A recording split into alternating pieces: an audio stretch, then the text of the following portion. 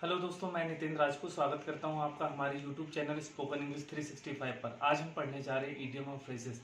आप जानते हैं कि आपकी इंग्लिश को एनरिच करने के लिए इडियम और फ्रेजेस बहुत ज़रूरी है। इसके साथ साथ यदि आप कोई कॉम्पिटिटिव एग्जाम की तैयारी कर रहे हैं तो भी एग्जामिनेशन में इडियम्स और फ्रेजेस पूछे जाते हैं। इसीलिए हम ये सीरीज स्टार्ट कर रहे हैं जिसमें आपको हर दिन 5 इडियम्स और फ्रेजेस होंगे। इडियम और फ्रेजेस होते क्या हैं? इडियम और फ्रेजेस वो होते हैं दोस्तों जिसमें जो शब्द लिखा रहता है लेकिन जो मीनिंग होती है उसके बियॉन्ड होती है। जैसे एक सेंटेंस है, it's raining like cats and dogs. तो इसका मतलब क्या है कि इसका मतलब ये नहीं है कि कुत्ते और बिल्ली की बारिश हो रही। इसका मतलब ये होता है इट इज़ रेनिंग टोरेंशियली, मतलब बहुत मूसलाधार बारिश हो रही है। इसका मतलब ये होता है। So let's start friends. Today we are going to learn idiom and phrases. They are very important for us. They enrich your language as well as they help you to get command over language just like a native speaker. So idioms और phrases बहुत important होती है क्योंकि ये आपकी language को rich करती है और ये बताती है कि आपकी जो लैंग्वेज है उस पर बहुत अच्छी कमांड है। Idioms and phrases have different meaning what the words suggest. Idiom और फ्रेजेस की जो मीनिंग होती है वो बिल्कुल अलग होती है। जो वर्ड्स होते हैं, जो वर्ड्स बताना चाहते हैं उनसे बिल्कुल अलग होती है। इडियम और फ्रेजेस के कमांड पाने के लिए आपको इनके ऊपर प्रैक्टिस करनी पड़ेगी। Only by practice you can become perfect. Practice से ही आप क्या हो सकते हैं? परफेक्ट हो सकते हैं। चलिए स्टार्ट करते हैं। हम आपके लिए कौन कौन से इडियम्स लेकर आए हैं। तो सबसे पहला इडियम है दोस्तों आपके लिए, वो है एट स्टेक। मतलब एट स्टेक मतलब क्या होता है? जैसे आपने देखा होगा कि गैम्बलिंग करते हैं हम, तो बीच में एक कुछ दाव लगाते हैं, कुछ चीज़ लगाते हैं, उसको स्टेक कहते हैं। तो इसीलिए हम आपके लिए सेंटेंस लेके आए। जैसे आपको कहना कि इज्जत दाव पर मत लगाओ, तो हम इंग्लिश में कहेंगे don't put your reputation at stake. या फिर आपको कहना हो कि मेरी इज्जत दाव पर लगी, तो कैसे कहेंगे? My reputation is at stake today. जैसे आज आपको बहुत अच्छी स्पीच देना पड़ेगा। Today you have to deliver a wonderful speech because my reputation is at stake. क्योंकि मेरी इज्जत क्या है? दाव पर लगी हुई है। तो इस तरह से आप इसका यूज़ कर सकते हैं। सेकंड जो इडियम्स है आपका, वो है एट योर डिस्पोजल। मतलब किसी की सेवा में होना।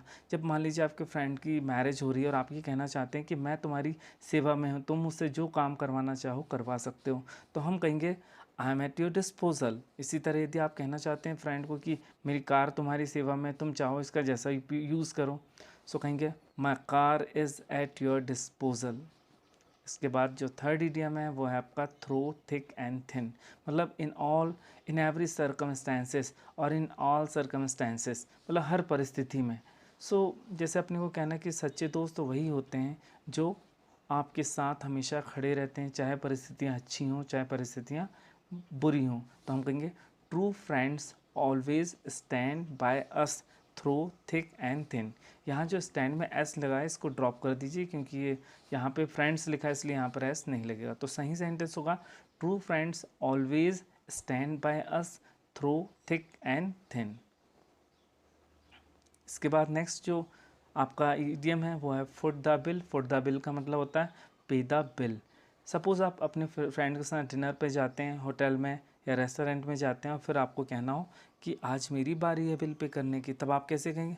Now it's my turn to foot the bill. Now it's my turn to foot the bill. इसी तरह last but not the least, आज का जो लास्ट इडियम है वो है null and void. Null and void का मतलब क्या होता है?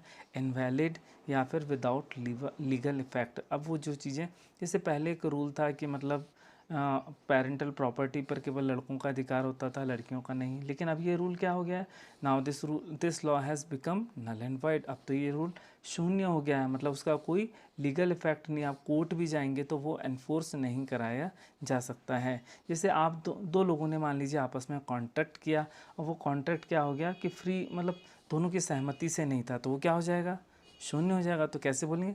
This contract has become null and void due to lack of free consent of both the party. Consent मतलब सहमति, क्योंकि दोनों पार्टी की सहमति फ्री नहीं थी, दोनों ने मजबूरी में वो कॉन्ट्रैक्ट किया था।